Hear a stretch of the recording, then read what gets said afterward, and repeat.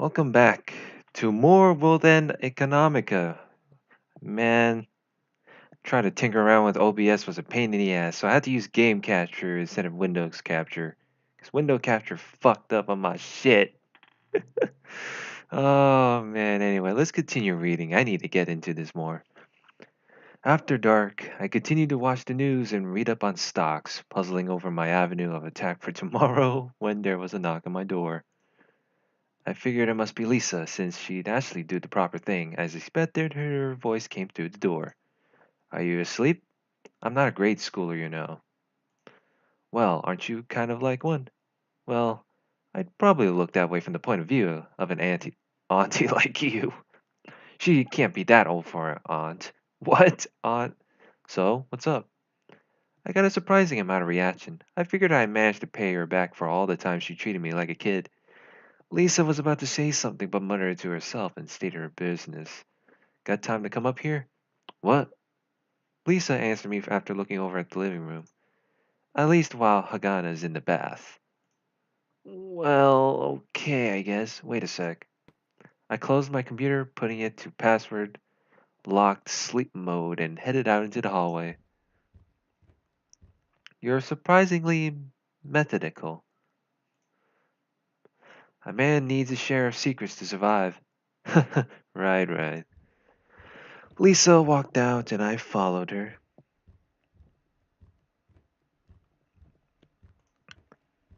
Using the unreliable lights from the diode lamp to guide our way, we headed up the steep stairs. The courtyard I saw during the day was lit by light pouring out of Lisa's room. Lisa invited me into her room. What left me speechless wasn't that her room was all pink and girly. In fact, if that were the case, I would have just laughed my head off before I'd feel any surprise. Lisa's room was a simple room, perhaps a little more crowded than mine, and it came with a bed and a desk. There was a good reason for the cramped feeling, though. There were real books lined up against one of the walls. Are these the real thing? That's right. They'd fetch a hefty price, too. Lisa pulled out a chair for me, and then she opened a drawer and took out a small bottle. Ah, can you drink, Hal? For a second, I couldn't figure out who this Hal was until I quickly realized it was me. Perhaps it caught me by surprise, but it felt like kind of odd and tingly. You mean alcohol? Or perhaps you've never had any? I'm not some loser. Heh. And I was truly a loser when I proclaimed that. Lisa was really good at making people dance on her palm. Or perhaps I really was a kid after all. Well, gotta try it to really know it. She then poured some into a cheap looking silvery cup and handed it to me. It was an amber liquid, and the whiff I had of it was quite smoky. Don't drink it all in one gulp. I thought I was being treated like a kid again and was about to drink it all down the shower, but she managed to slip some words in before that happened. I liked you to savor the flavor. This woman was truly underhanded. With a sulking face, I gave it a taste and was on the verge of coughing. Well, what did you want to talk about? Or did you just want me to booze me up? Well, it's not really that. There was something else. I wanted to talk about today. Today? Yep. When Mr. Toyama came today, what really happened? Lisa swished the cup in front of her and stared down at it. As I dawdled, Lisa looked back up and continued. Agana's really can't keep a poker face about things, and, well, you're kind of the same. Quiet. But I'm really happy that you covered for her. I guess shaking hands isn't really needed to make up. Given the smile on Lisa's face as she said this, I could only begrudgingly accept that I was also happy about it. However, I couldn't just candidly say yes to her, knowing full well that I was being childish. Well, you obviously are sometimes. I lowered my voice as much as possible to give my reply. Not even I'm that petty-minded. Yep, I also believe that you weren't. Lisa sipped some liquor and swallowed it down gently. When I had drunk some, I felt like someone had shoved a smokestack in my mouth. Smokestack. But the way Lisa drank it was very fitting. This made Lisa irrefutably look like an adult and me look like a child. However, I didn't think Lisa was doing that to look like an adult or anything. Rather, it appeared she might have been using it to loosen her lips. So, what happened? I don't know the details since I came in halfway. Okay, but well, I can imagine what happened. When I returned, there was a big commotion. The old geezer was livid, throwing sofas and stuff around on a rampage, and well, that girl was like her usual stuff. Hagana. Hagana was like her usual self, was totally angry and belligerent while at the same time trembling. Sheesh, so then what happened? And then I instantly thought it was some burglar. Smacked him down, restrained him, and shut him up. And while I was listening to the accounts of what happened, I realized that this old guy was probably not at fault. Released him and then paid off the interest. That's all. Lisa was staring at the cup for a second, took another drink as if to drink away a sigh, and then asked me, "So, what about the lilies?" "Lilies? Oh, that girl.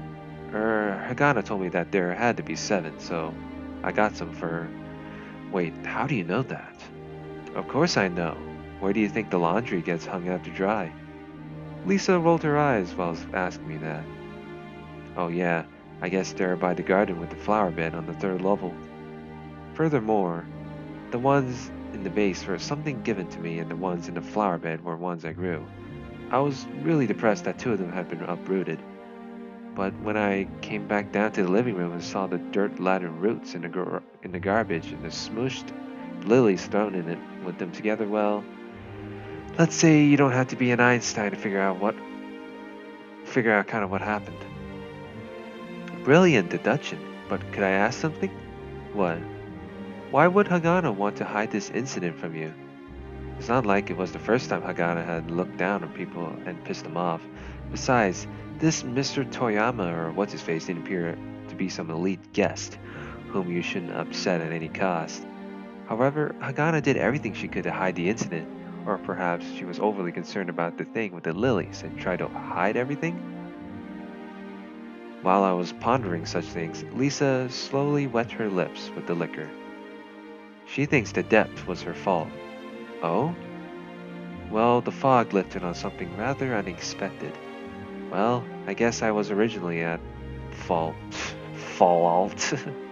I had lost a book I borrowed from the university. I guess it did look like something that belonged in the trash heap, so perhaps that child threw it away. However, even when I wasn't totally sure. Besides, I was kind of sloppy with it as well, so of course, I couldn't really blame her if it were the case, but she was really set in her beliefs and was really obsessed with that incident." "I see, but well, you managed to square it away using some money, right?" "If you put it that way, it saves me a lot of talking. But it wasn't just a small amount of money, and since we were poor, we had to borrow the money to pay the fine. The banks wouldn't even give us the light of day, so the only people who lend us money were locals like Mr. Toyama. He's a good guy. He didn't even ask for collateral when lending us the money." "Was he an idiot? The interest was pretty low too." "What? The interest wasn't that low." "Don't be an idiot. It was quite low. Deposit interest rates at the bank started around 3%, right? Just storing it at the bank earned you 3% interest. No. Lending money to some penniless person at 6% with no collateral must have been a sure sign of madness." "I didn't know." "Aren't you an adult?" Lisa smiled bitterly at my exasperated exclamation and just shrugged. "So? Hagana also knew that guy was an idiot, but how does that turn into a reason to hide the scuffle from you? The dots aren't connecting for me." Lisa chuckled faintly at my words. For a second there, I thought she was trying to dodge the question, so I started to talk again. However, I realized that wasn't the case and clamped my mouth shut. Lisa's smile was quite sad. This was the first time I realized that people can laugh with such a sad face. "I really think I can trust you, Hal." "Huh? What's with you all of a sudden?" "I'm not trying to flatter you. You can somewhat figure out what people are really like inside after seeing their various aspects. You try to act all mean and stuff, but you are really a good kid instead."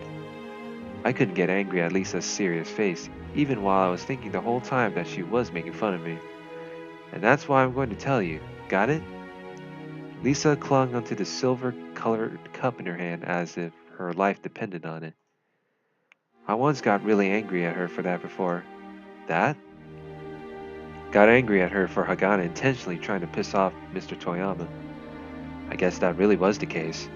Yep, she would try her best to anger him when I wasn't looking. And furthermore, as you've said, she was actually afraid. I recounted my memory of Hagana defiantly yelling angrily with her body flush against the wall, the corners of her eyes totally red and her hands trembling. You know the reason for that? Nope.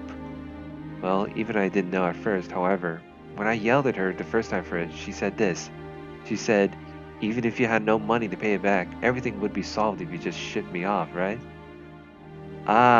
What? I guess normally you wouldn't know what that was all about. However, I immediately realized what she meant. When I was back on Earth, such stories were a dime a dozen. Her reply came as she stared blankly and deeply into her cup. I was assaulted by the premonition of something even worse than I could totally hate. Something worse than dog crap. She wouldn't tell me her personal story, so this is all just conjecture. But I came to the conviction that she was bought with money. You can't be. Before I could finish my sentence, the root of my tongue had frozen completely solid. Many of the folks from my village came from the darkest corners of the earth. There were a lot of cheerful dudes. Cheerful dudes. I said dudes. Dudes. Anyway, but I had the feeling they were trying to make up for something. They said there were places on Earth that people from more affluent countries would overlook, even if such places were in said countries. The lunar metropolis was a powerful contraption to extract money from Earth. It was a tool to make money using various methods. So it wouldn't be strange if there existed things like the ones they talk about. In fact, it would be odd if there weren't, I mean. So adopting a talented child wouldn't be a rare occurrence, right? Even if the adopter didn't feel that way, it is quite possible for the adopted to feel that he or she had been bought. Of course, there are such tragedies when children are being bought and sold. Lisa's tone didn't sound like she was just rambling about the matter. When I considered Lisa quite an annoying woman, not really. What the fuck's been up with you? What the fuck you been smoking? I also felt she was someone whose feet were firmly planted on the ground. Lisa probably investigated the matter herself. Hagana's math talents are truly marvelous after all. She got full marks on the entrance exam for Lunar City University.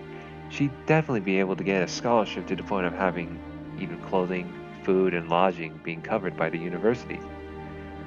Hagana had to be looking towards that, but she'd definitely not say a word for it. Guess what she's been the most interested in right now? I don't know. Making money. A bad taste spread through my mouth. Even if I wanted to have my own beliefs about a person while not knowing anything about that person, having the truth laid bare before me would only naturally incur this reaction. I think she takes it out on others because of all the pain she endured. If she put all her strength into enduring her pain, she wouldn't be able to control herself. But a debt is just a debt, and it's not like you couldn't pay it back, right? It's not like that girl needed to sell herself. Not being able to understand exactly what it meant to sell oneself, I felt like I said something quite stupid. But Hagana was apparently quite talented, but she didn't look bad either. When push comes to shove, that method of selling would work. That's right, that's what I wanted to say, but... Lisa heaved a big sigh and continued drinking. After gulping down one, she roughly poured herself some more. I'll pay it back, actually, even right now. What? I looked at Lisa in amazement, and then I followed up my exclamation. You're gonna sell her yourself? Lisa spewed out her liquor and started coughing. Ugh, gross. Cough, cough. Sheesh, don't say such bizarre things. Well, that's kind of how the conversation flowed. Man. Well, it probably wasn't too far off the mark. Huh? I do have things to sell, however, they are pretty much a part of me, so I was hesitant at selling them. Lisa looked up, staring off into space like some precocious child observing the stars for the first time. However, what she was staring at wasn't the far off nebulae, but rather something closer the bookshelves. After I noticed what she was looking at, she sighed and continued. It's like you running away from not wanting to work. I've been trying to avoid the problem. If I sold a few of the books lining these shelves, I'd be able to pay back the loan. Are they really that awesome? As time passes, the amount of books can increase. They can only decrease, and in that sense, they are precious. A part of the font of human knowledge rests upon these books, and so in that sense, they are awesome, but stop copying me. But it's not like life would be harder without them, and so in that sense, they aren't that great. But selling them would feel like ripping out a part of my own body. I still have no clue what you're spouting. Besides, if you sold them, couldn't you just buy them again later? Our problems would be a lot simpler if that were the case. You can't buy them again. Books like these aren't ones you'll find anywhere, and they're not books that everyone's going to want. Thus, people who want them are fanatic about them, and once they get their hands on them, it's very rare they want to get rid of them. Even on Earth, only a few books of this type exchange hands per year, probably.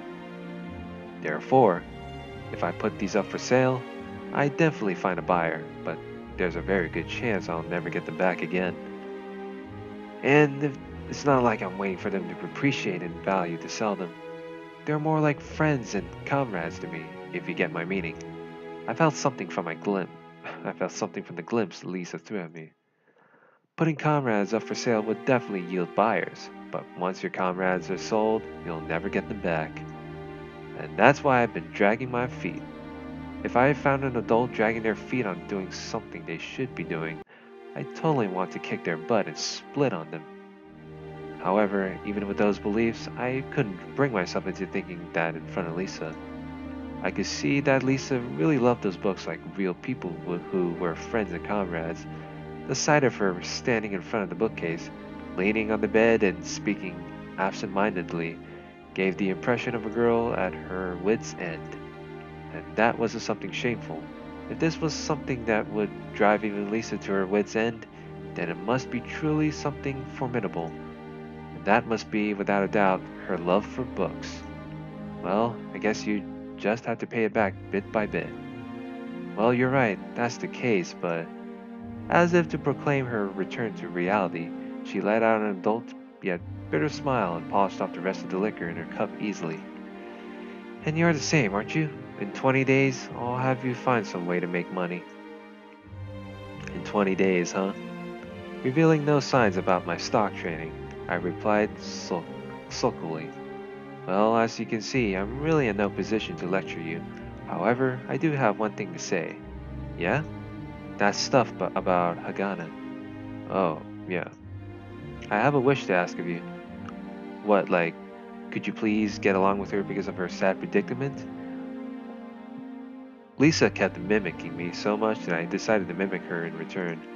I thought she'd get mad, but getting such moral education stuff pushed on me made me kinda mad too, so we were even. This was the moon, after all. Why would you consider loading yourself with baggage if you're going to be flying up? You got it. However, Lisa didn't get angry. Instead, she poured herself some more liquor and wet her lips with it. Actually, it's a little different from wanting you to get along with her. It's possible for people to have disagreements, right? I think Hagana and I are like that. That's probably the case. However, when Hagana's glaring down at you, you've stopped instantly doing things in response to intentionally upset her, right? You got a point there. That's good enough. What I want you to do is to acknowledge her. Acknowledge? Yup. People's existence are such ephemeral things. Wasn't there that thing from old Fae legends? That the Fae can continue to exist as long as people believed in their existence? Once people forgot about them, then they couldn't continue to exist. Haven't you heard about something similar to that? Unfortunately, no. There were tales like that, and it's not just limited to Faye. Anyone would be happy if they got complimented, and having someone worry about you allows you to believe that you are a meaningful existence to them. People can't think of themselves as being human if they are all alone. No way. It's true. There's been examples on Earth where someone who grew up with dogs would only think of themselves as dogs. To acknowledge someone is to give a proper response to them, even if that were to be one of disgust. Lisa took a breath and stared at me. It became a bit harder for me to breathe. Lisa had always been caring to me. Deciding to answer her pointless questions was in part because she respected me. I don't mind if you guys have arguments, and I don't think you guys are such opposites either. What? Yeah, right. Well, and the one thing I would ask of you the most is. Lisa cut off my words, stood up from the bed, and held my hands. Don't ignore her. She has lost all faith in her self worth. It can't be healthy for someone to think that selling herself would be the way to pay back a debt. I want to say that everyone is equal before the Lord, but before that, I want her to never forget that she is a human being and not just some item. I know that it's the moon and that the trend here is that anything that can't be turned into money is worthless, but those last words skewered my heart, and I'm sure Lisa saw through to my expression of pain at that moment. Lisa looked at me and chuckled lightly. I tried to hide my embarrassment and thought about lashing back in anger, but it didn't happen. Since at that moment, Lisa embraced me softly. Aww, Hal, you have a good sense of self, and that was definitely because of your parents. Yeah, right, my parents, the way they thought were probably totally different, but I believe they must have said things to you to the point where you got sick of it. I couldn't object because she got it precisely. After all, I left the village because my freaking parents' unmovable convictions made me want to puke. However, that is in itself the marvelous mark of love, since if they didn't care about you, they wouldn't do that. And if you didn't have those freaking annoying parents, it would have been very hard to collect your thoughts, right? I made a clearly bitter face at being mimicked again, and Lisa chuckled after noticing it indirectly. Lisa's breathing lightly brushed my right ear, and it was a ticklish sensation that made me sleepy. I shelter those who run away from home with no place to go because I believe they need someone to acknowledge them. In any case, the moon is a very busy place. It's a busy place.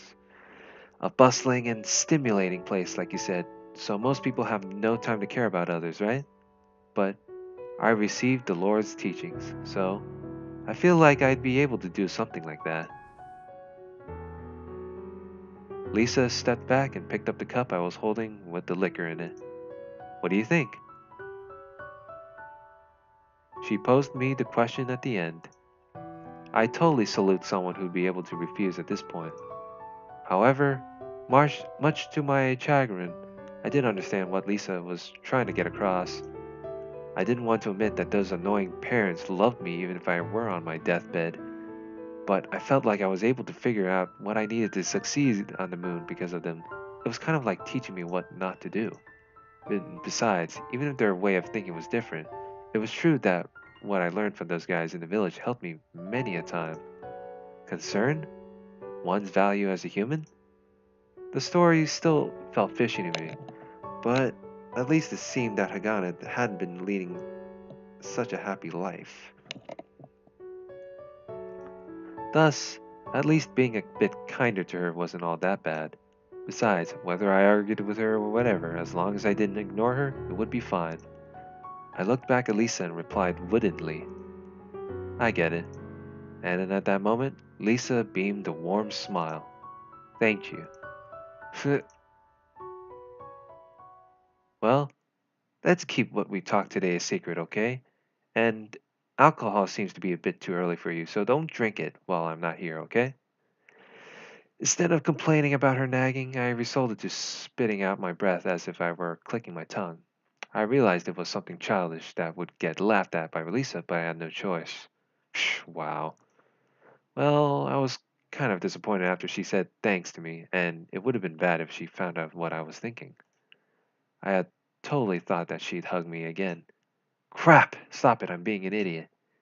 Good night. Her words, as she closed the door, stuck with me for some time.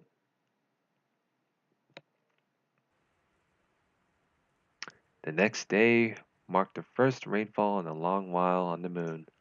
Of course, it wasn't some natural phenomenon, but rain generated on a managed schedule. There were air purification mechanisms all over the place.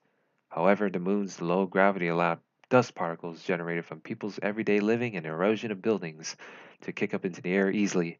Therefore, washing everything down with some rain was more effective. And so, since morning, water had passed through the conduits, spread along the seams of the dome, and fallen quietly from the sky as rain. Furthermore, the system managed to replicate the feel of a cloudy sky by lowering the visibility.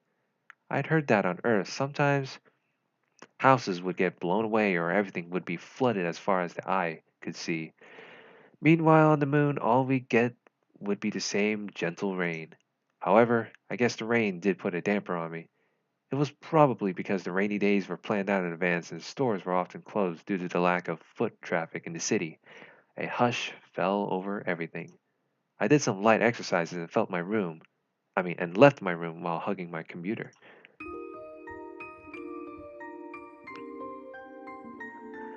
Uh, well, I'm gonna end it there for now.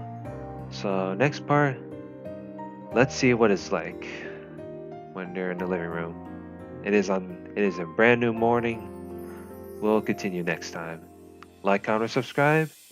See you guys later. Have a good one.